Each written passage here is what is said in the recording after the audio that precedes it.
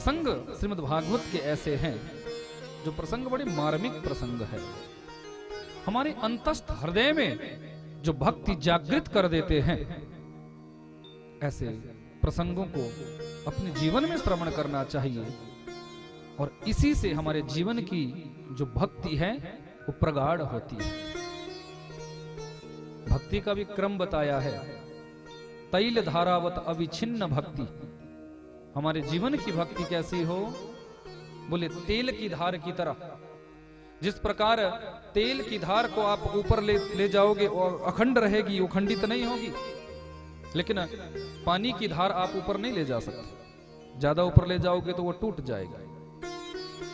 तो जीवन में भक्ति कैसे होनी चाहिए, तैल धारावत अविच्छिन्न भक्ति, अटूट भक्ति। कैसी भक्ति, जिस भक्ति में अभिमान ना हो, जिस भक्ति में अहंकार ना हो, ऐसी भक्ति हम अपने जीवन में कर पाए। सुदामा जी के चरित्र का दर्शन कराया। हे राजन, वो सुदामा जिन सुदामा के जीवन में कोई वैभव नहीं था, जिन सुदामा जी के पास कोई अनंत संपत्ति नहीं है,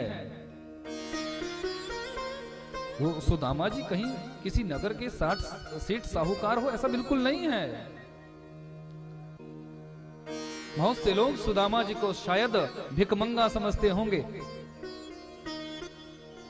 निर्धन होना अलग बात है, पर दरिद्र होना बिल्कुल अलग बात है। सुदामा जी निर्धन हो सकते हैं, पर सुदामा जी दरिद्र नहीं। विद्यावताम भागवते परीक्षा, विद्वानों की परीक्षा तो श्रीमद् भागवत में कही गई है। श्रीमद् भागवत में तो सुदामा जी के लिए बड़े ऊंचे ऊंचे संबोधन दिए हुए हैं कि कृष्णस्यासीद सखा कश्चिद ब्राह्मणो ब्रह्मवित्तमः विरक्त इंद्रियार्थेषु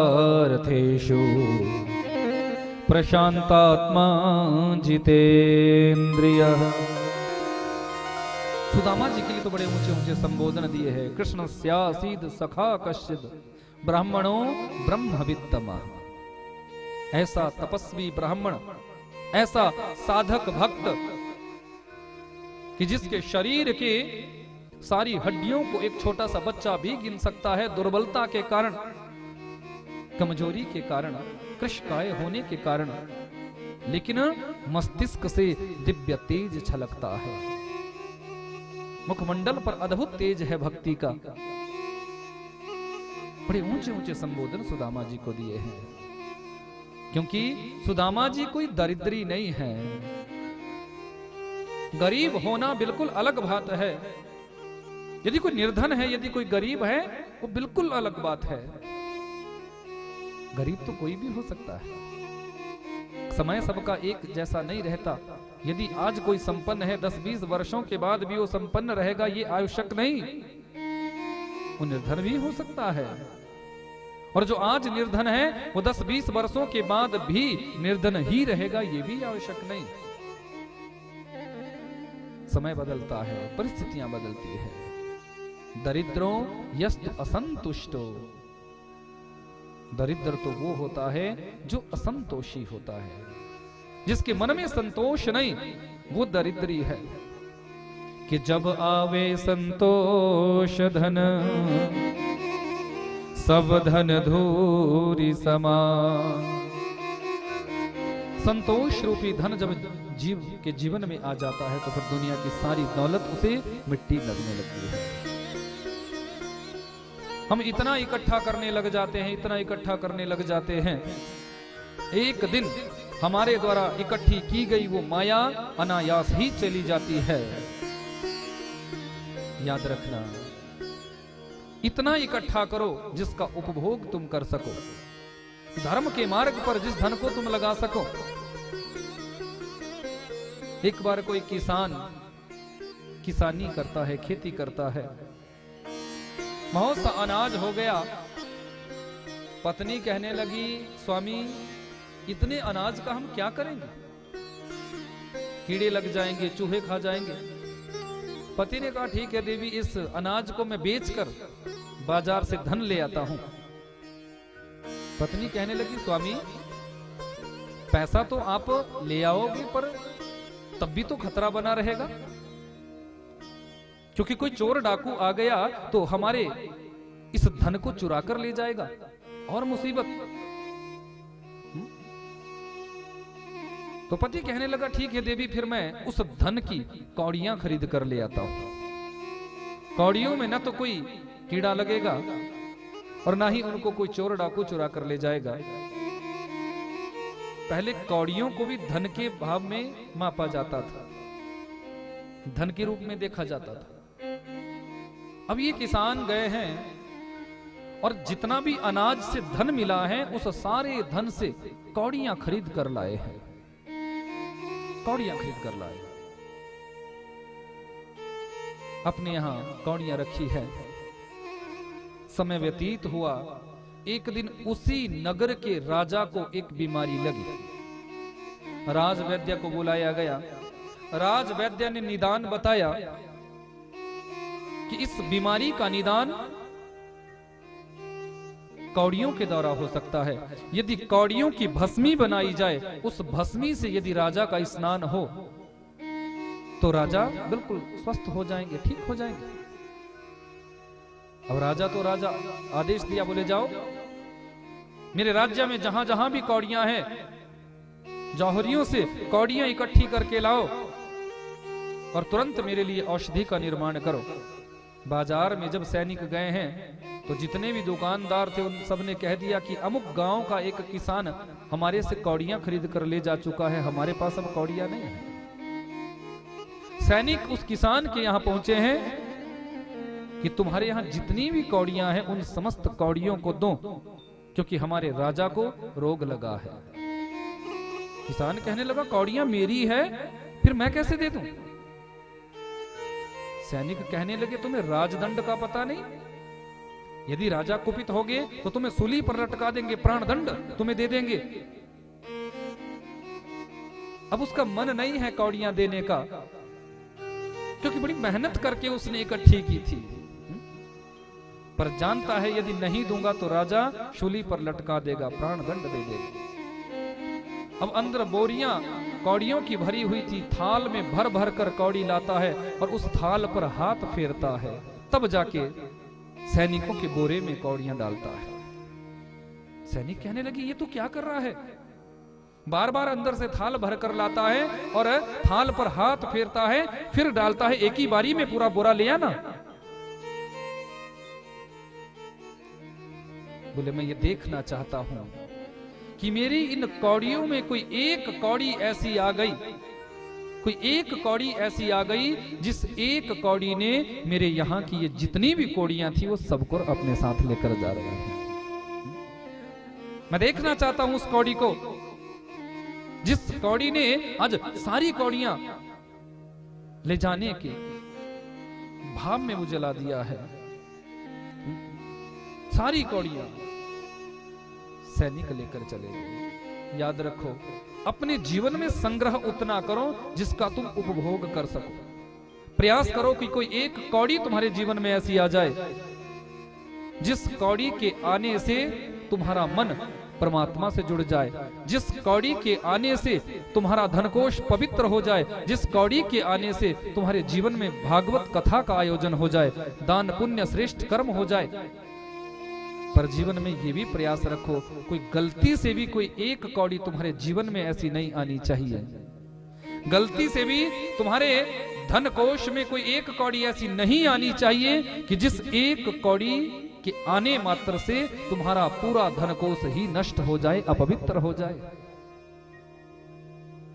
ये भाव रखो, ये भाव रखो।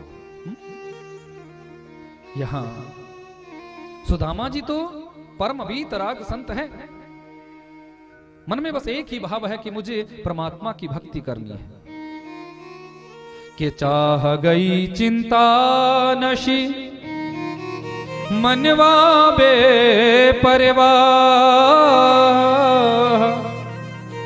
जिसको कछु नहीं चाहिए वो ही शाहनशाह। सच्चा शहंशाह वो नहीं होता, सच्चा सेठ साहूकार वो नहीं होता जिसके पास 10-20 करोड़ रुपए आ जाए वो कहने लग जाए कि मैं सेठ बन गया, किसी नगर का राजा बन गया, कहने लग जाए कि मुझसे बड़ा कोई नहीं। सच्चा शहंशाह कौन है? जिसके जीवन की इच्छाओं का दमन हो गया, जिसने अपनी समस्त इच्छाओं को मार डाला है, जिसके मन में तृष्णा नहीं है, जिसकी बुद्धि वितृष्णा हो चुकी है, बुद्धि में विकार नहीं है, आसक्ति नहीं है, वो सच्चा सेठ है, वो सच्चा साहूकार है। कि कबीरा सब जग निर्धना, धनवंता नहीं कोई, धनवंता सो ही जानिए, जाको राम नाम धन हो। प्यारे सच्चा धनवान तो वो है जिसके जीवन में परमात्मा के नाम रूपी धन का खजाना है, वो सच्चा धनवान है। सुदामा जी दरिद्री नहीं है, सुदामा जी नितांत निर्धन है, नितांत गरीब है। गरीबी इतनी कि सूर्य की किरणें भी झोंपड़े के अंदर आती है, वर्षा की बूंदें भी झोंपड़ी के अंदर आती है। शरीर पर पहनने के लिए कोई वस्त्र नहीं, खाने के लिए अन्न का एक दाना नहीं,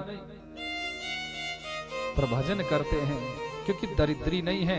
दरिद्रो यस्तु असंतुष्टो, जो असंतोषी है वो दरिद्री है। दरिद्री कोई राजा भी हो सकता है।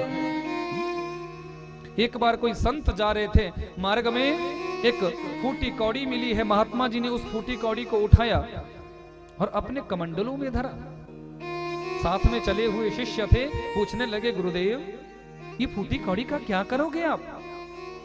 महात्मा जी कहने लगे जीवन में मुझे कोई दरिद्री मिलेगा तो ये फूटी कौड़ी उसके काम आएगी। कई झुग्गी झोंपड़ियों का दर्शन महात्मा जी ने किया, निर्धन परिवारों में भी महात्मा जी गए। मंदिरों के बाहर जा जाकर महात्मा जी देखते हैं कि मुझे कोई दरिद्री मिले और मैं ये फूटी कौड़ी उसको समर्पित करूं, उसको दूं। पर महात्मा जी को कोई दरिद्री नहीं मिला। एक दिन महात्मा जी मार्ग से जा रहे थे, सामने से बहुत बड़ी सेना आई है, मारे जाओगे, काटे जाओगे, रास्ता खाली कर दो, एक तरफ हट जाओ। महात्मा जी ने पूछा भैया ये मार्ग काय को खाली करवा रहे हो, क्या हो गया? हे महात्मन, दक्षिण दिशा का राजा बहुत बड़ी सेना लेकर आ रहा है। अरे भैया क्यों? क्योंकि उत्तर दिशा का राजा इस समय बड़ा कमजोर है और उसकी कमजोरी का फायदा उठाना चाहता है, उसे युद्ध में परास्त करके उसके खजाने को अपने खजाने में मिलाना चाहता है। महात्मा जी ने पूछा क्या इसके पास खजाना नहीं है, क्या इसके पास राज्य नहीं है? बोले वो तो है, पर अपने राज्य का और विस्तार करना चाहता है, अपने राज्य को और बढ़ाना चाहता है। महात्मा जी समझ गए, अपने पास सब कुछ होने के बाद भी दूसरे की संपत्ति की जो इच्छा रखता है, इससे बड़ा दरिद्री मुझे कोई दूसरा नहीं मिल सकता। आज मुझे दरिद्री मिल गया। पूरी सेना निकल कर गई है, अंत में राजा का रथ आया है। महात्मा जी सामने खड़े हो गए, महात्मन मार्ग खाली करो। बोले जरूर करूंगा, पहले अपना हाथ मेरे सामने पसारो। राजा ने सोचा युद्ध करने के लिए जा रहा हूं, संत है जरूर कोई आशीर्वाद देंगे, तुरंत अपनी हथेली आगे फैलाई है। महात्मा जी ने उस फूटी कौड़ी को कमंडलों से निकाला और राजा के हाथों में धरते हुए कहा राजन दरिद्रो यस्तु असंतुष्टो। सब कुछ तुम्हारे पास है फिर भी किसी दूसरे के धन की इच्छा रखते हो। तो दरिद्री तो कोई सेठ साहूकार भी हो सकता है, कोई राजा भी हो सकता है, पर सुदामा जी दरिद्री नहीं है, परम वीतरागी संत है। पत्नी सुशीला कहने लगी स्वामी मैंने आपके श्रीमुख से सुना था कि आपके जो गुरुकुल के मित्र थे, एक ही गुरुकुल में आप पढ़े, एक ही गुरुकुल में आप पढ़े हुए, आपके वो गुरुकुल के मित्र श्री कृष्ण आजकल द्वारिका के राजा बने हैं। देवी तूने बिल्कुल सही सुना। अरे मेरे परम मित्र हैं वो तो, मैं सदैव उनका चिंतन करता रहता हूं, सदैव उनकी याद करता रहता हूं। स्वामी एक बात पूछूं, एक ही गुरुकुल में आप पढ़े, एक ही गुरु के यहां आपने शिक्षा ग्रहण की, आपके मित्र इतनी बड़ी स्वर्णमयी नगरी के राजा बनकर, द्वारिकाधीश बनकर वहां है, और आप। सुदामा जी ने बड़ा सुंदर उत्तर दिया है, देवी यदि मेरा मित्र द्वारिका का राजा है तो मैं भी अपनी कुटिया का राजा हूं।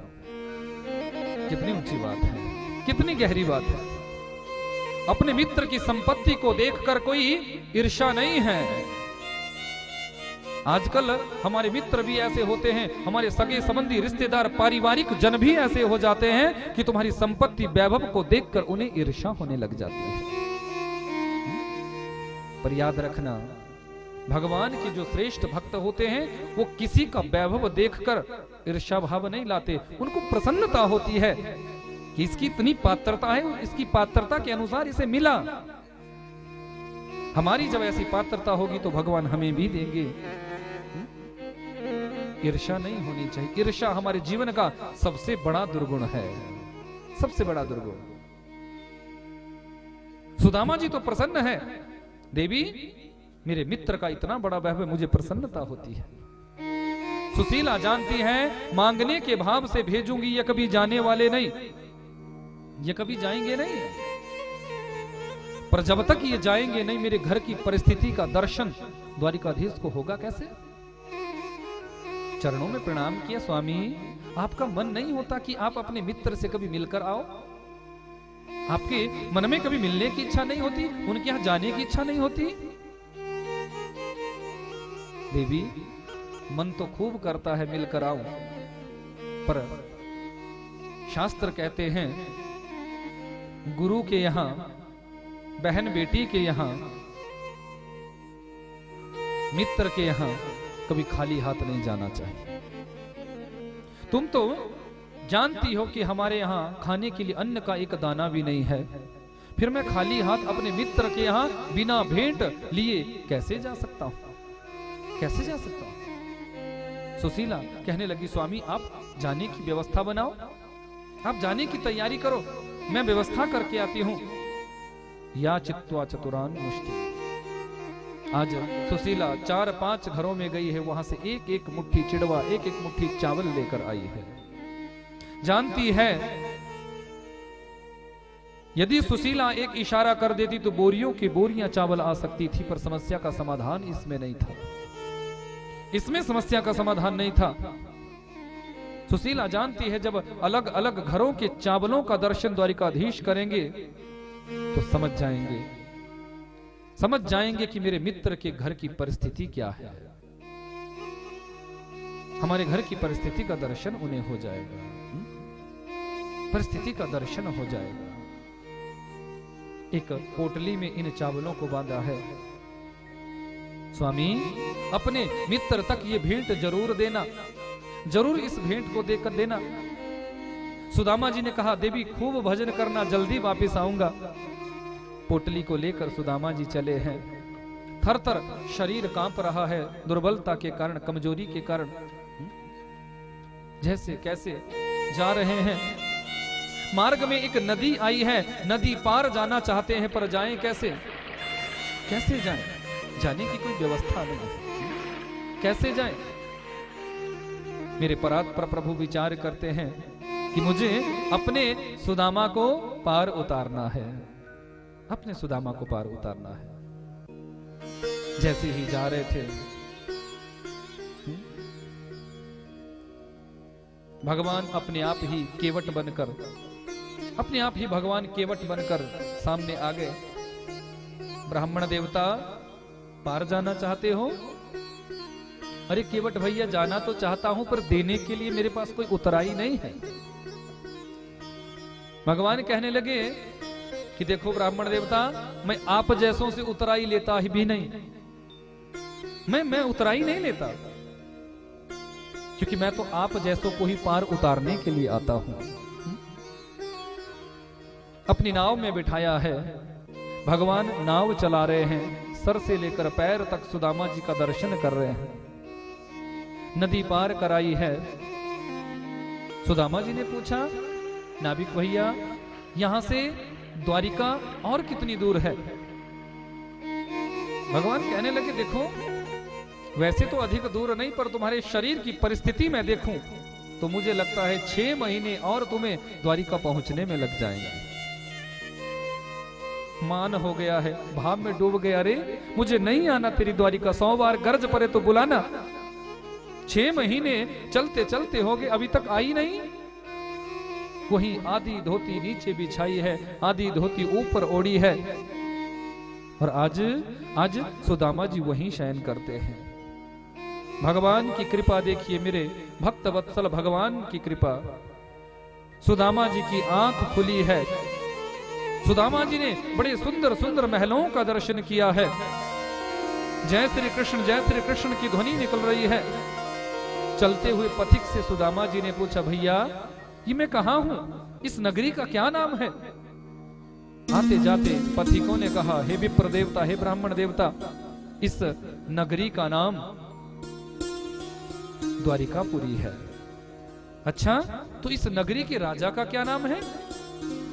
हे ब्राह्मण देवता, हमारी नगरी के राजा का नाम श्री श्री राजाधिराज महाराज श्री कृष्णचंद्र जी महाराज है। हे भगवान, मेरे कनुआ को कैसे कैसे संबोधन दिए जा रहे हैं। अब यहाँ कौन जाने कनुआ, यहाँ कौन जाने कन्हैया। भैया यहाँ तो राजाधिराज है। अच्छा भैया, एक बात निवेदन करना चाहता हूं, आप अपने राजाधिराज तक मुझे पहुंचा दोगे? बोले हाँ ब्राह्मण देवता, जरूर। सुदामा जी को ससम्मान द्वारिकाधीश के महलों के द्वार तक पहुंचाया गया है। द्वारिकाधीश के महलों के बाहर पहरा दे रहे हैं जय और विजय। दोनों ने सुदामा जी को प्रणाम किया है। हे ब्राह्मण देवता, हम आपके आने की सूचना द्वारिकाधीश को देकर आते हैं। इस समय हमारे महाप्रभु विश्रामावस्था में हैं, आप यहीं प्रतीक्षा करें। तुरंत द्वारपाल गए हैं। मेरे परात्पर प्रभु चौरस खेल रहे थे, अपनी पटरानियों के साथ विश्रामावस्था में थे। अन्नदाता, यदि आपके विश्राम में हमने कोई विघ्न डाला होते हैं, पर परिस्थिति ही कुछ ऐसी बनी कि अपने आप को हम रोक नहीं पाए, आपसे मिलना हमने आवश्यक समझा। आपके द्वार पर पहरा देते देते हमारा इतना जीवन व्यतीत हो गया, पर आज तक हमने अपने संपूर्ण जीवन में ऐसा कोई विप्र, ऐसा कोई ब्राह्मण आपके द्वार पर आते हुए नहीं देखा। प्रभु, ऐसा अद्भुत ब्राह्मण जीवन में हमने पहली बार दर्शन किया है। के शीश पगा न झगा तन पे, प्रभु जाने को आही बसो के ही ग्रामा।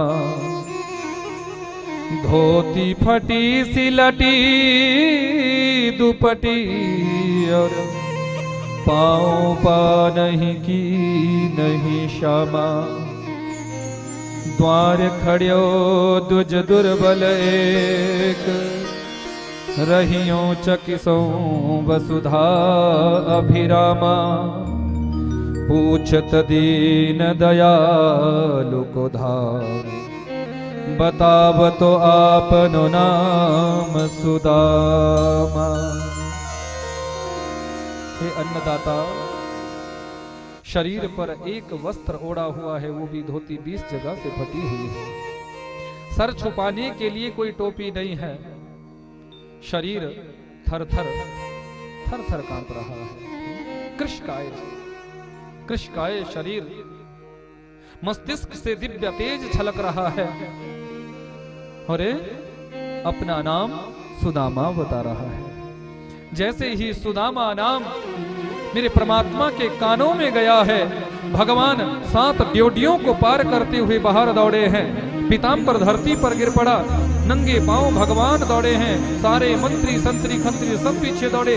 आज द्वारिका में ऐसा कौन आ गया जो द्वारिकाधीश नंगे पांव ही दौड़ पड़े। सारी पट्ट रानियां पीछे दौड़ी है। भगवान अंतःपुर के बाहर आए हैं, सुदामा जी का दर्शन किया, तुरंत सुदामा जी को अपने अंक में भर लिया है। मित्र, इतने दिनों से कहां थे? सुदामा जी का दर्शन करते हैं, छाती से लगाते हैं, हृदय से लगाते हैं। ससम्मान सुदामा जी को अंतःपुर में प्रवेश कराया है। अपने सिंहासन पर, स्वर्णमयी सिंहासन पर सुदामा जी को बिठाया। अपने आप भगवान चरणों में विराजमान हुए हैं। सुदामा जी को संकोच हो रहा है। कनुआ देख भैया, यहाँ तुम राजाधिराज हो, आप मेरे चरणों में बैठ रहे हैं, मुझे अच्छा नहीं लग रहा है। कहीं तुम्हारी गरिमा कम ना हो जाए, कहीं तुम्हारी महिमा मलिन ना हो जाए। सुदामा जी की इस बात पर मेरे परात्पर प्रभु ने बड़ी ऊंची बात कही है। सुदामा, तेरे जैसे ब्राह्मण के चरणों में बैठकर मेरी गरिमा कम नहीं होगी, मेरी महिमा कम नहीं होगी, पर तुझ जैसे तपस्वी ब्राह्मण के चरणों में बैठकर, तुझ जैसे साधक ब्राह्मण के चरणों में बैठकर मेरी महिमा में और 4 चांद लग जाएंगे, मेरी और गरिमा बढ़ जाएगी। रुक्मणी जो कि इशारा दिया, देवी ऐसा विप्र दोबारा तुम्हारे द्वार पर नहीं आएगा, ये सौभाग्य तुम्हें प्राप्त हो रहा है। रुक्मणी जी दौड़ी है, स्वर्णमयी पात्र में जल लेकर आई है। मेरे परात्पर प्रभु सुदामा जी के चरणों को अपने हाथों में लेते हैं। सुदामा जी के सामने रुक्मणी जल का पात्र लेकर खड़ी है, पर मेरे परात्पर प्रभु ने जैसे ही सुदामा जी के चरणों की परिस्थिति को देखा है, आज मेरे करुणा निधान रो पड़े हैं। कि देखी सुदामा की दीन दशा, करुणा करके करुणा निधि रोए। पानी परात को हाथ छुओ नहीं, नैनन के जल सो पग धोए। भगवान आज अपने अश्रु बिंदुओं से ही सुदामा जी के चरणों का प्रक्षालन कराते हैं। जल की आवश्यकता नहीं पड़ी है, अपने अश्रु बिंदुओं से ही सुदामा जी के चरणों का प्रक्षालन करा रहे हैं। चरणों में विवाइयां फटी हुई देखी, कांटे चुभे हुए देखे, भगवान रो रहे हैं। सबको बड़ा आश्चर्य हो रहा है। विकट से विकट परिस्थिति में भी कभी किसी ने भगवान को रोते हुए नहीं देखा था।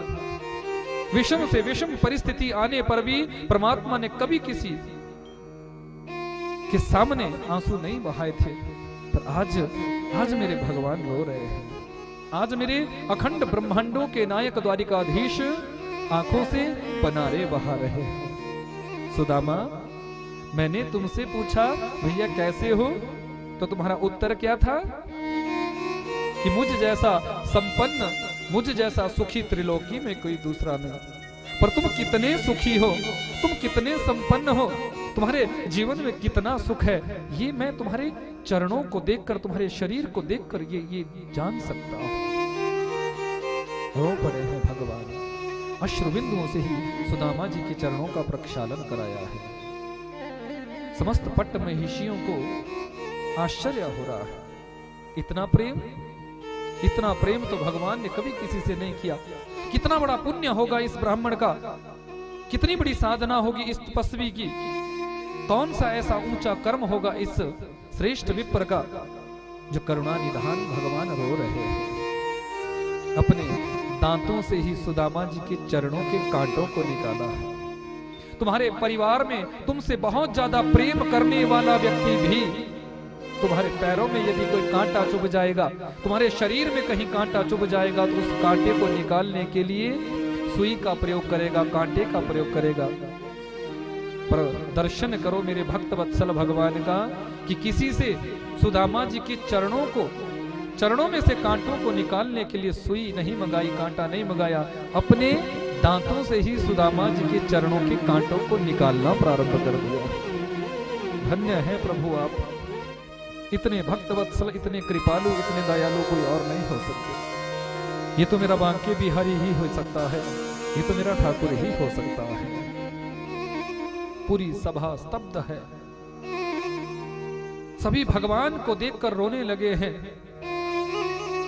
अष्टपट्ट महिषियों की नेत्रों से भी अश्रु प्रवाह हो रहा है। सारे सभासद रो रहे हैं। भगवान इतना प्रेम कर रहे हैं। चरणों का प्रक्षालन किया है। रुक्मणी जी को इशारा किया, देवी आशीर्वाद ले लो। ऐसा विप्र दोबारा दोबारा द्वार पर नहीं आएगा। रुक्मणी आई है, चरणों में प्रणाम करने लगी है। मैं रुक्मणी प्रणाम करती हूं, देवी चिर सौभाग्यवती भव। मैं सत्यभामा प्रणाम करती हूं, देवी चिर सौभाग्यवती भव। मैं कालिंदी प्रणाम करती हूं, देवी चिर सौभाग्यवती भव। मैं मित्रवृंदा प्रणाम करती हूं, देवी चिर सौभाग्यवती भव। मैं लक्ष्मणा प्रणाम करती हूं, देवी चिर सौभाग्यवती भव। 100-150 रानियां जब प्रणाम करके चली गई तो दुबले पतले ब्राह्मण कब तक आशीर्वाद देते, कितना देते।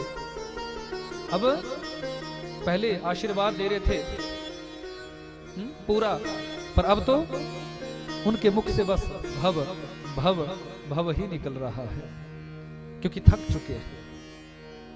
चुके हैं। कनुआ एक बात पूछूं भैया? हाँ हाँ पूछो, क्या कहना चाहते हो? देखो अभी और कितनी है?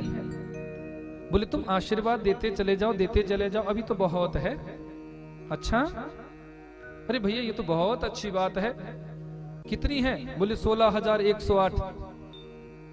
अरे खूब आशीर्वाद भैया, मैंने तो सोचा था कहीं पड़ोसियों की भी बुला ले कहीं। अरे भैया इतना बड़ा परिवार तुम्हारा है, मुझे बड़ी प्रसन्नता हो रही है, लेकिन मैं दुबला पतला ब्राह्मण 16,108 को यदि आशीर्वाद देने लगूंगा तो कई महीने तो आशीर्वाद में ही निकल जाएंगे। भैया देख, मैं तुमसे बस इतना कहना चाहूं कि तुम ही आशीर्वाद ले लो। तुम्हें आशीर्वाद मिल गया तो सबको आशीर्वाद मिल जाएगा। आज मेरे परात्पर प्रभु सुदामा जी के चरणों में प्रणाम करते हैं। मेरे राष्ट्र का गौरव, मेरे देश का गौरव, ऐसे ऐसे संत, ऐसे ऐसे तपस्वी, ऐसे ऐसे साधक, धर्मात्मा इस देश में हुए हैं कि जो परमात्मा को भी आशीर्वाद देने तक की सामर्थ्य रखते हैं। विचार करो, आशीर्वाद दिया है। 56 प्रकार के व्यंजन सुदामा जी के सामने परोसे गए। ऐसा नहीं कि कुछ देखा नहीं था तो टूट पड़े हो। कन्हैया देख, ये भैया मैं तो 2 टिक्कड़ सुबह पाता हूं नमक पानी के साथ, 2 टिक्कड़ शाम को पाता हूं। ये व्यंजन पाने से कहीं मेरी बुद्धि बिगड़ ना जाए। जो मैं भजन करता हूं वो भजन मेरा टूट ना जाए, छूट ना जाए। भगवान कहते हैं सुदामा, जब मैं अपनी स्वेच्छा से किसी को देता हूं और वो भक्त जब उसको प्रसादी बनाकर पाता है तो उसकी बुद्धि में मैं कभी विकार नहीं आने देता, क्योंकि प्रसादस्तु प्रसन्नता, प्रसाद को पाने से तो प्रसन्नता आती है, विकार नहीं आ सकते। भगवान ने पूरे परिवार के साथ मिलाने के बाद पूछा, सुदामा देखो, मैंने तो अपने पूरे परिवार का दर्शन तुम्हें कराया, अब आप बताओ आपका परिवार? बोले हाँ हाँ मेरी भी एक पत्नी है। अच्छा भाभी जी का नाम? बोले आपकी भाभी जी का नाम सुशीला है। अरे भैया बड़ा सुंदर नाम है। अच्छा यदि आप अकेले होते तब तो मैं कुछ मांगता नहीं, पर घर में भाभी जी है तो निवेदन करना चाहूंगा कि मेरी भाभी जी ने मुझे भेंट में कुछ नहीं भेजा। अब सुदामा जी सोचने लगे कि इन चावलों की पोटली को मैं कैसे निकालूं। यदि ये चावलों की पोटली भगवान के सामने आएगी और भगवान इस पोटली को खोलेंगे तो बड़े बड़े राजा महाराजाओं के यहाँ की ये बेटियां जो मेरे परात्पर प्रभु की अर्धांगिनियां बनकर आई है, पटरानियां बनकर यहाँ उपस्थित है, ये क्या सोचेंगी कि जिस मित्र को अपने स्वर्णमय सिंहासन पर बिठाया, जिसके पीछे रो पड़े, अपने अश्रुबिंदुओं से ही जिसके चरणों का प्रक्षालन करा दिया, उसके यहाँ भेंट लाने के लिए भी कुछ नहीं था। तो सुदामा जी कहीं मित्र की बदनामी ना हो जाए, अपनी बदनामी का भय नहीं, पर अपने मित्र की गरिमा कहीं मलिन ना हो जाए, इसलिए उन चावलों की पोटली को अपनी बगल में छुपाया है। बोले कन्वा कोई और बात करना, छोड़ना इन बात को। पर मेरे परमात्मा जानते हैं सुदामा, आज तुझे मैं ये गलती करने नहीं दूंगा। भगवान ने जबरदस्ती इस पोटली को छीना है। जैसे ही परमात्मा ने इस पोटली को खोला है, और 4-5 घरों के चावलों को जब देखा, अलग अलग भिन्न भिन्न चावलों का जब दर्शन किया, तो मेरे परमात्मा की आंखों से पनारे बहने लगी है। सुदामा, मैंने तुमसे पूछा कि तुम कैसे हो, तो तुम्हारा उत्तर था कि त्रिलोकी में मुझसे ज्यादा संपन्न कोई दूसरा नहीं। तुम कितने सुखी हो, कितने संपन्न हो, ये तो मैंने चावलों को देखकर जान सकता हूं। पर आज के बाद तेरे जीवन में निर्धनता नहीं रहेगी, आज के बाद तेरे जीवन में गरीबी रहने नहीं दूंगा। पहली मुट्ठी भगवान ने उठाई है, अपने मुख में डाली, कह दिया अनेन जाओ। धरती के एक छत्र सम्राट का जो सुख है वो सुदामा मैं तुम्हारी झोली में डालता हूं। दूसरी मुट्ठी उठाई, मुख में डाली है, आशीर्वाद दे दिया, जाओ। स्वर्ग के राजा इंद्र का जो सुख है वो तुम्हारी झोली में मैं डालता हूं। तीसरी मुट्ठी उठाई है, मुख में डालने लगे हैं, पर तुरंत रुक्मणी ने हाथ पकड़ लिया है। स्वामी, चावल कच्चे हैं, अधिक खाएंगे तो कहीं पेट में दर्द ना हो जाए। और इशारे इशारे में भी कह दिया, आज इस ब्राह्मण पर ज्यादा बरस रहे हो, क्या बात है? सब कुछ यदि इन्हें ही दे दोगे तो फिर हम सब कहां जाएंगे? 16,108 है हम, हमें कहां ले जाओगे? तो भगवान ने भी इशारे इशारे में कह दिया, रुक्मणी, अभिमान है ना तुझे मेरी पटरानी होने का? तेरे मन में अभिमान है ना? पर याद कर, यदि वो ब्राह्मण देवता तुम्हारे द्वारा लिखे गए प्रेम पत्र को मुझ तक नहीं पहुंचाता, तो क्या आज तुम मेरी पट्ट महिषी होती? तुम्हें मेरी पटरानी बनने का यह सौभाग्य मिलता? भगवान ने ब्राह्मणों को बड़ा सम्मान दिया है कि विप्रधेनु सुर संत हित लीन मनुज अवतार, निज इच्छा निरमित तनु श्रीमाया गुण गोपाल। ब्राह्मणों के कल्याण के लिए, ब्राह्मणों की सेवा के लिए ही मेरा अवतरण इस धरती पर होता है। अपने जीवन में संतों की सेवा करो, ब्राह्मणों की सेवा करो, क्योंकि भगवान आज अपना सर्वस्व दान कर रहे हैं एक श्रेष्ठ नितांत तपस्वी ब्राह्मण को। हमारे शास्त्रों में दान की बड़ी महिमा बताई है। स्वर्ण दान, भूमि दान, ये सब महादानों में आते हैं। अपने जीवन में जो भूमि का दान करता है, क्योंकि ये ऐसे दान है जो स्थिर है, जो नष्ट होने वाले नहीं है। भूमि दान की बड़ी महिमा बताई है शास्त्रों में, क्योंकि इंसान चला जाता है पर इंसान के द्वारा दी गई भूमि दान में वो सिद्ध रहती है। उसकी 21 पीढ़ियों तक भूमि दान का उसे लाभ मिलता रहता है। 21 पीढ़ियों तक, जब तक वो धरती रहेगी, जब तक उस धरती में व्यक्ति का व्यक्तित्व रहेगा, तब तक उसके कुल को, उसके वंश को, उसके परिवार को उस दान का प्रभाव मिलता रहेगा, कृपा मिलती रहेगी। स्वर्णदान का बड़ा महत्व है। मुझे बड़ी प्रसन्नता हो रही है इस मंच से कहते हुए, हमारे बहुत ही निकट, बहुत ही प्रिय हमारे यजमान भी है और हमारे बहुत निकट भी है, जो वर्तमान में हमारी पंचायत के प्रधान पद पर इस समय चेयरमैन भी रह चुके हैं और 6 बार ये प्रधान हमारे यहाँ पंचायत के रह चुके हैं। परम सम्माननीय श्री रोशनलाल जगोता जी यहाँ विराजमान है। तो जोरदार एक बार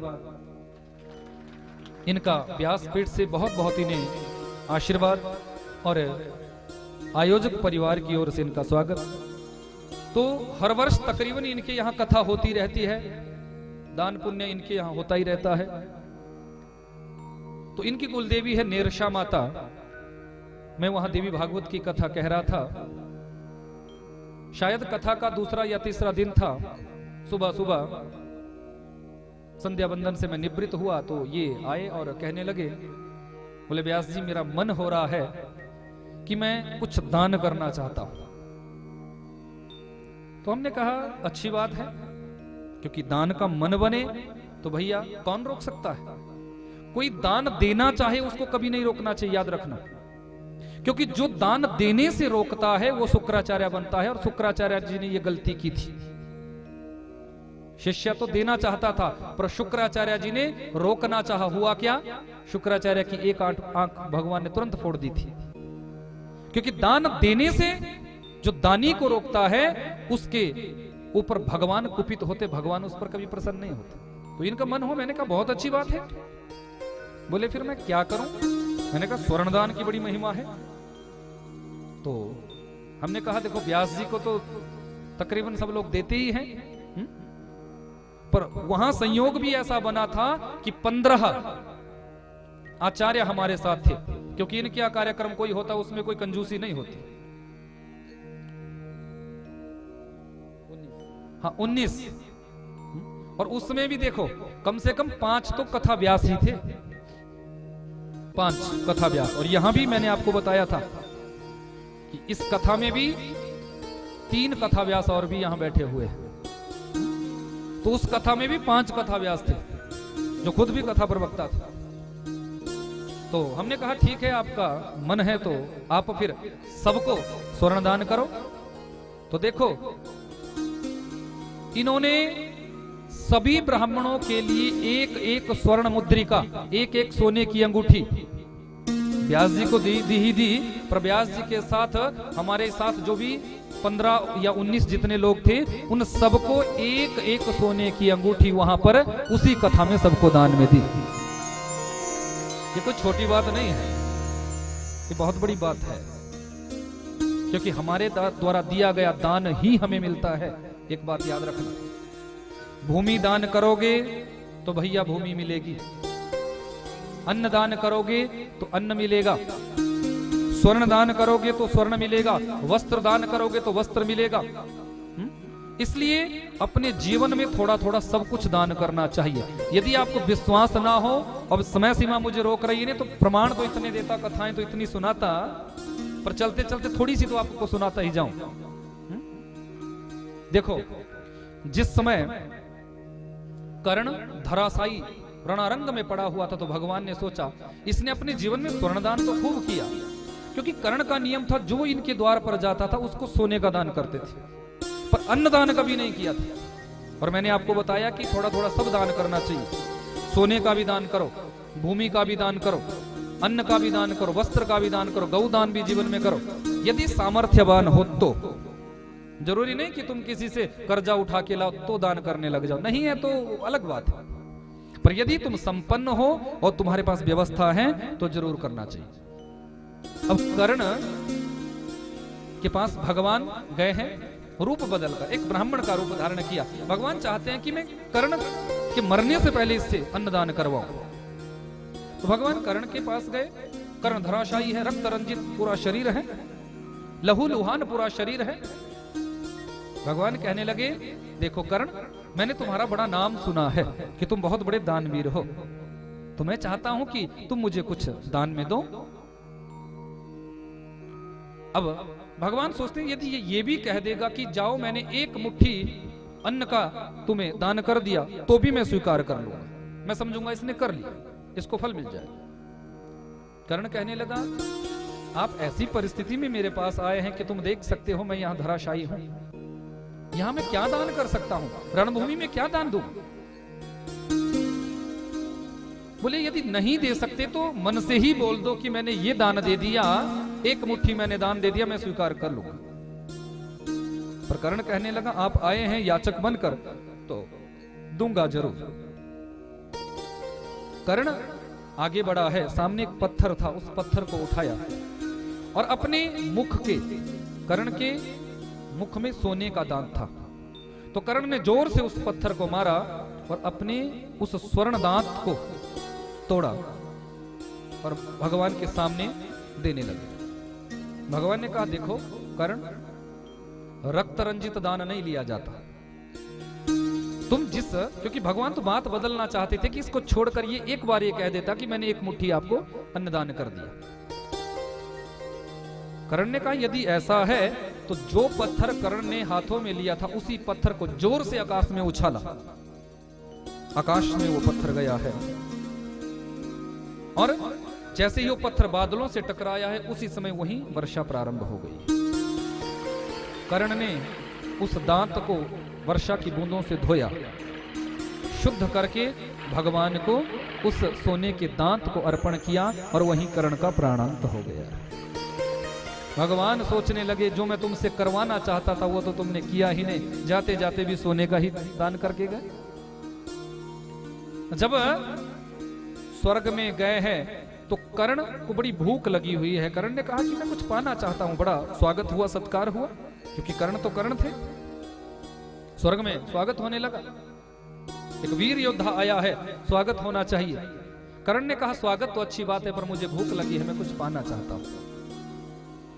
अब जिस कर्ण खोलता है उसमें सोना ही सोना, सोने का पानी, सोने की जलेबी, सोने की दाल, सोने के चावल, सोने की रोटी, सोना ही सोना।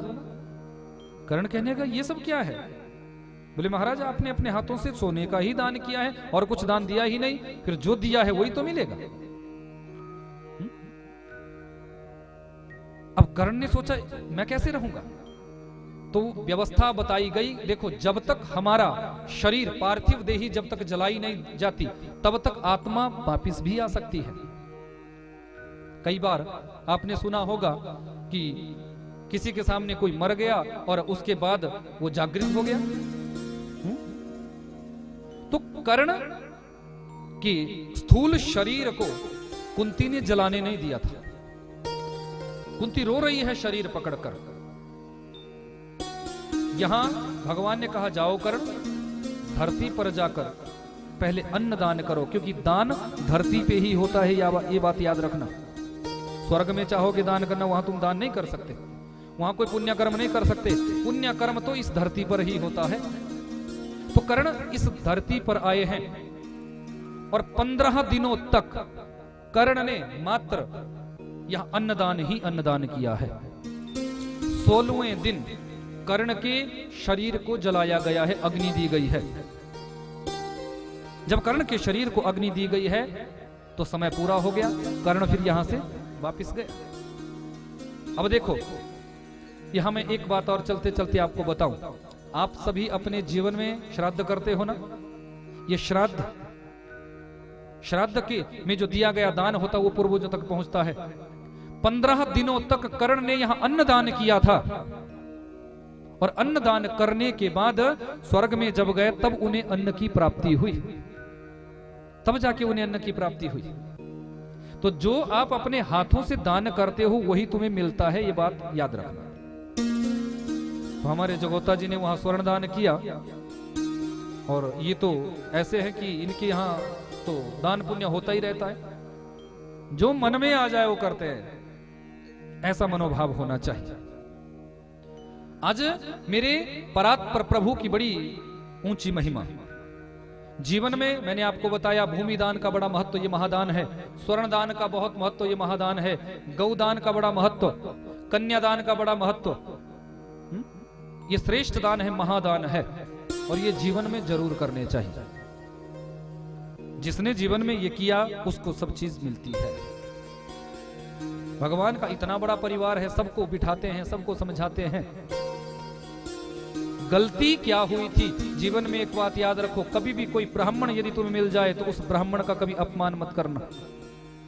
भले ही ब्राह्मणों का कोई छोटा सा बच्चा भी तुम्हें मिल जाए तो उन्हें कभी अपमानित मत करना, क्योंकि जिसने ब्राह्मणों का अपमान किया है, संत महापुरुषों का अपमान किया है, वो नष्ट हुआ है, उसको कोई बचा नहीं सकता।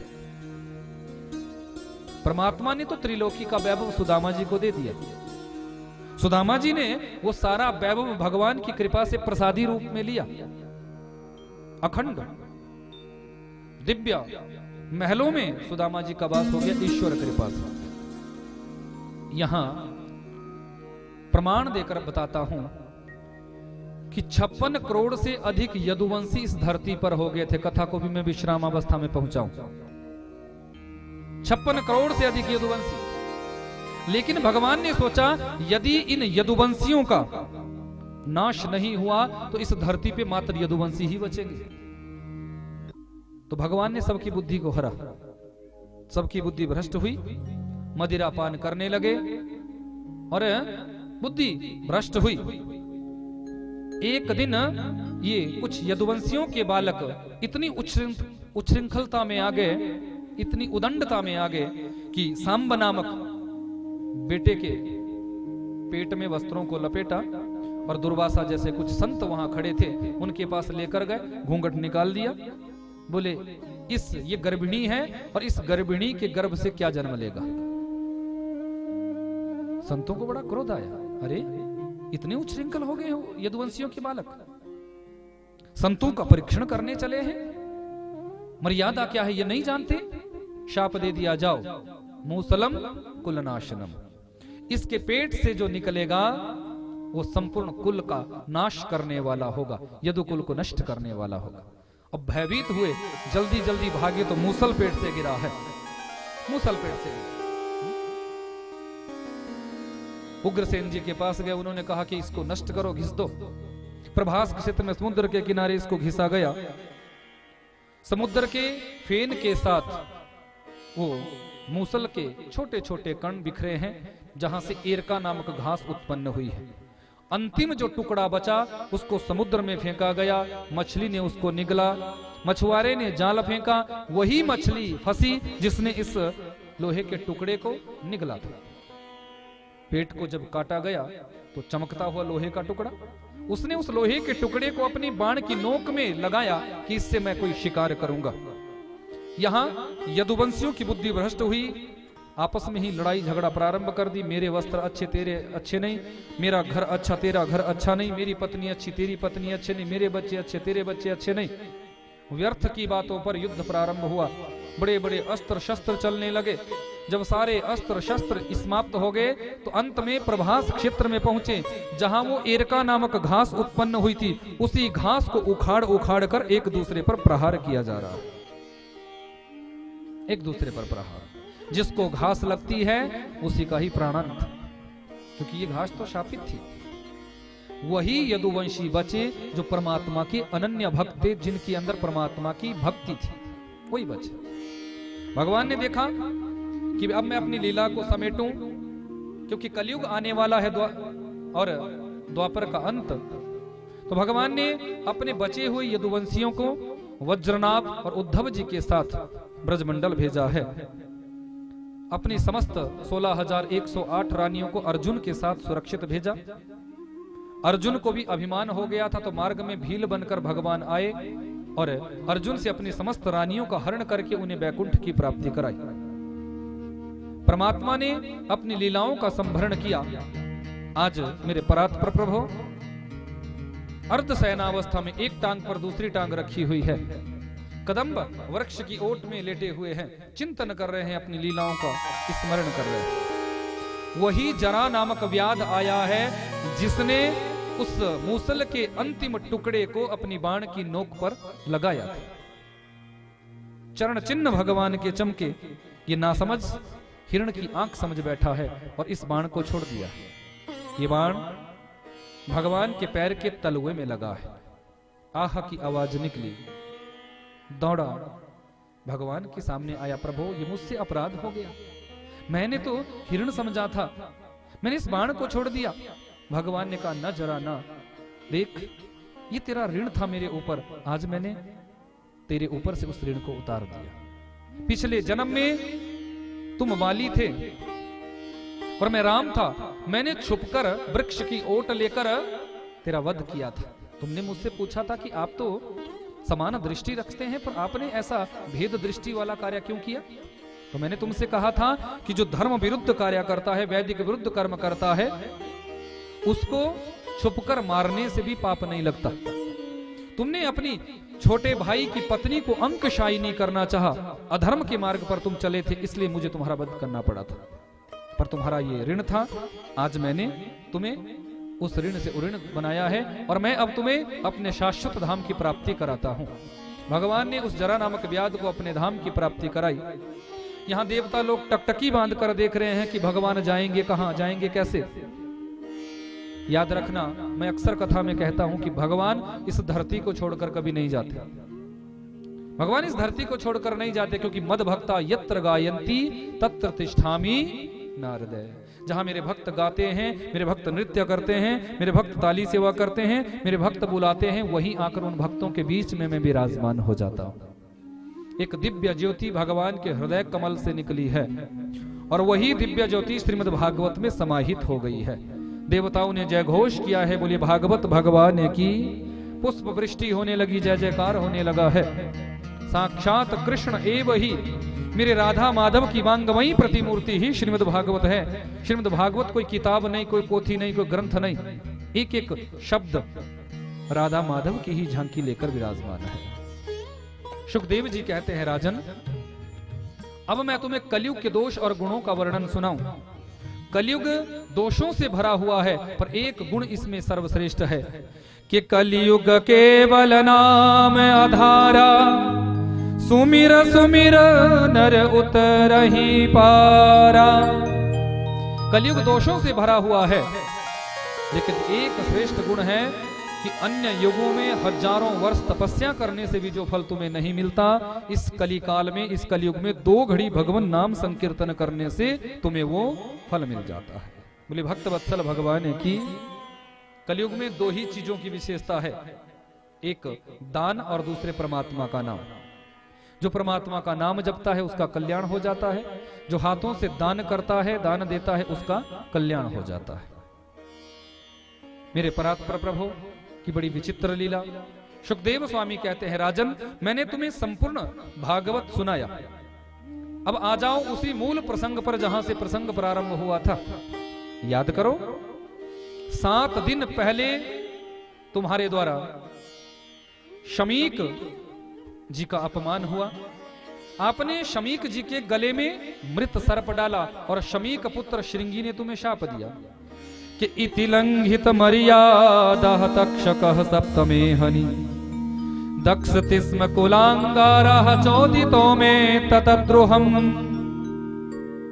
तुम्हें शाप लगा कि 7 दिनों में तुम्हें मरना पड़ेगा। तुम आए, अपने सर्वस्व का तुमने त्याग किया और हरिद्वार के पावन तट गंगा जी आप पहुंचे। अत्रि वशिष्ठ च्यवन पुलस्त्य पुलह अंगिरा भरद्वाज बहुत ऋषि वहां आए।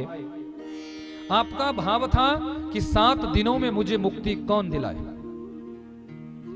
मैं जब आया तो तुमने मुझे प्रणाम किया और मुझसे निवेदन किया कि हे गुरुदेव, मैं आपसे एक निवेदन करना चाहता हूं कि अतः पृच्छामि संसिद्धिं योगिनां परमं गुरु पुरुषस्येह यत कार्यं म्रियमाणस्य सर्वथा। आपने निवेदन किया कि जल्दी मरने वाले मनुष्य के जीवन में क्या करना चाहिए। ऐसा जीव जिसकी मृत्यु सन्निकट आ गई हो, उसे क्या ऐसा उपाय है, कौन सा ऐसा उपाय है कि जिस उपाय को करने से उसकी मुक्ति का मार्ग प्रशस्त हो जाए। तो मैंने तुम्हारे प्रश्न के उत्तर में तुम्हें बताया कि राजन कि तस्मात् भारत सर्वात्मा भगवान ईश्वरो हरि श्रोतव्य कीर्तितव्यश्च स्मर्तव्यश्च तथा भयम्। मैंने तुमसे कहा राजन, जल्दी मरने वाले मनुष्य को श्रीमद् भागवत कथा का आश्रय लेना चाहिए। जो अपने जीवन में भागवत कथा का आश्रय ले लेता है उसकी मुक्ति सहज हो जाती है, सरल हो जाती है। क्योंकि रामायण से जीना सीखो और भागवत से मरना सीखो। मुक्ति का पथ हमारा सिद्ध कर देती है भागवत, सुंदर बना देती है हमारी मौत को भी भागवत, सजा देती है हमारे बचे हुए जीवन को ये भागवत। भ से भक्ति, ग से ज्ञान, व से वैराग्य और त से त्याग दे देती है हमारे जीवन में ये भागवत। मैंने तुम्हें संपूर्ण भागवत कथा सुनाई, हजारों प्रश्न तुमने मुझसे पूछे, मैंने तुम्हारे प्रत्येक प्रश्न का उत्तर तुम्हें दिया। अब अंत में मैं तुमसे एक प्रश्न पूछना चाहता हूं। शमीक जी का अपमान करने से तुम्हें जो श्रृंगी ऋषि का शाप लगा कि तक्षक आएगा और डंक मारकर चला जाएगा, तुम्हारा मरण हो जाएगा। अब मैं तुमसे जानना चाहता हूं कि क्या तुम मरोगे? क्योंकि संत का वचन तो झुटला नहीं हो सकता। तक्षक आएगा, तुम्हें डंक मारेगा, पर क्या तुम मरोगे? देखो कितना संक्षिप्त पूछा। परीक्षित खड़े हुए, गुरुदेव के चरणों में प्रणाम किया। गुरुदेव, मैंने आपके द्वारा सुनाई गई कथा से ये जान लिया है, ये समझ लिया है कि मैंने जब जन्म ही नहीं लिया तो मैं मरूंगा क्यों? मरता तो वो है जिसका जन्म होता है। जन्म इस शरीर का होता है, आत्मा का नहीं। मैं आत्मा हूं, शरीर नहीं। आत्मा नित्य है, बुद्ध है, शुद्ध है, शाश्वत है, श्रेष्ठ है। आत्मा कभी नष्ट नहीं होती। मैंने जब जन्म ही नहीं लिया तो मैं मरूंगा क्यों? सुखदेव जी गदगद हो गए, राजन मुझे विश्वास हो गया कि मेरे द्वारा सुनाई गई कथा को तुमने आत्मसात कर लिया। दोनों हाथों से आशीर्वाद दिया है। सुखदेव स्वामी यहां से निर्गुण ब्रह्म की साधना को चले गए। यहां 9 मंजिला महल बनाया है जन्मे जी ने अपने पिता की सुरक्षा के लिए। पर याद रखना, जब मौत आएगी तो कोई रोक नहीं सकता, तब कोई रोक नहीं सकता। तक्षक आया है, छोटा सा कीट बनकर फल में प्रवेश किया। राजा के पास इस फल को पहुंचाया गया कि संत का आशीर्वाद है। वही छोटा सा कीट विशाल रूप धारण करता है और राजा परीक्षित के शरीर को डंक मारता है। अब देखो, याद रखो, परीक्षित ने श्रीमद् भागवत की कथा सुन ली है, और जो भागवत की कथा को आत्मसात कर लेता है, भागवत कथा को जीवन में उतार लेता है, उसका कभी मरण नहीं होता, उसकी मुक्ति होती है, उसका मोक्ष होता है। तक्षक ने तो संत के वचन को पूरा करने के लिए ये सब किया, राजा परीक्षित के शरीर को डंक मारा। लेकिन जिस समय शरीर को डंक मारा था, उससे पहले भागवत कथा के प्रभाव से राजा परीक्षित की जीवात्मा निकलकर भगवान में विलय हो चुकी थी। अब मिट्टी को चाहे तुम डंक मारो, मिट्टी को चाहे तुम जलाओ, मिट्टी को चाहे दफनाओ, चाहे पानी में बहाओ, मिट्टी तो मिट्टी। 5 तत्वों से इस शरीर का निर्माण, और 5 तत्वों से ही संपूर्ण ब्रह्मांड का निर्माण। क्षिति जल पावक गगन समीरा, पंच रचित अति अधम शरीरा। जो तत्व जहां से आता है वहीं मिल जाता है, वहीं विलय हो जाता है। ऐसी भागवत की अद्भुत कथा, आप सभी ने इस कथा का आनंद लिया, इस कथा का रसास्वादन किया। आओ जरा भागवत जी की कथा को मैं विश्राम दूं। सभी अपना अपना सर ढकेंगे, आंख बंद करके दोनों हाथ आप जोड़िएगा और अपना अपना सर ढककर कमर सीधी करके भगवान से निवेदन करिएगा कि हे प्रभु, हमारे द्वारा सुनी गई कथा को आप हमारे जीवन में कल्याणदायी सिद्ध करना। जिस पवित्र दिवंगत आत्मा के निमित्त इस कथा का आयोजन श्रीमती एवं श्रीमान डॉक्टर साहब जी ने सानंद भाव से अपने इस प्रांगण में करवाया, उन पवित्र जीवात्मा को वैकुंठ लोक की प्राप्ति होवे। इस परिवार के जितने भी पितृगण हैं, उन सबको वैकुंठ लोक की प्राप्ति होए। सभी पितरों की प्रसन्नता बनी रहे और समस्त पितरों का आशीर्वाद इस परिवार पर बना रहे। इस मनोभाव के साथ आओ जरा हम सभी भागवत के मैं अंतिम मंत्र को गाऊं। आप सभी मेरे साथ उस मंत्र को गाने का प्रयास करिएगा।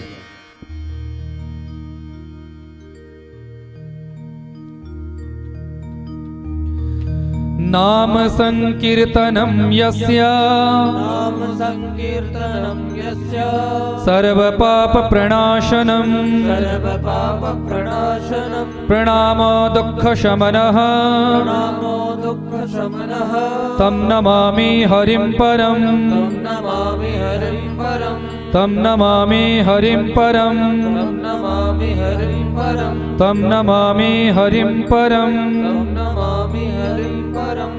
त्वदीयं वस्तु गोविंद तुभ्यमेव समर्पये। हे मेरे ठाकुर जी, हे मेरे बांके बिहारी, हे मेरे राधा माधव सरकार।